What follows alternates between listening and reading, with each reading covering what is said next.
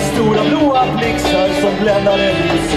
Jag bar dem bara bort men de stannade där de var.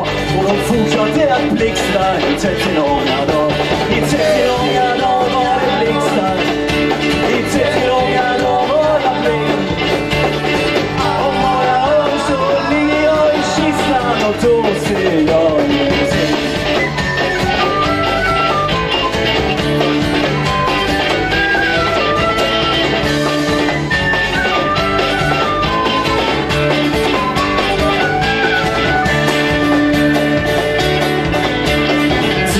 En morgon så knackade på dörren och där stod en vacker flicka som drog mig ur sig.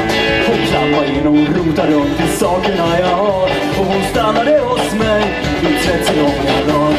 I 30 långa dagar var hon hos mig. I 30 långa dagar kanske mer. Om några år så ligger jag i kistan och ligger jag ensam.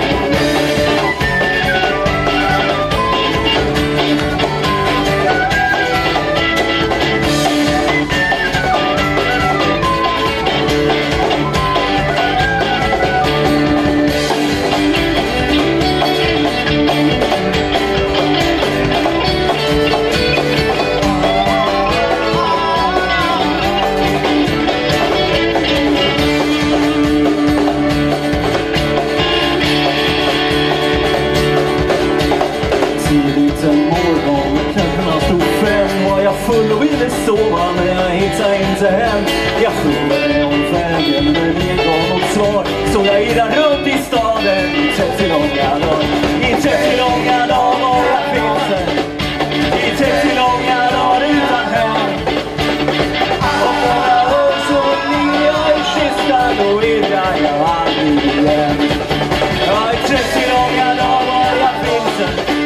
I 30 långa dagar utan hem. Kistan och innan jag aldrig igen.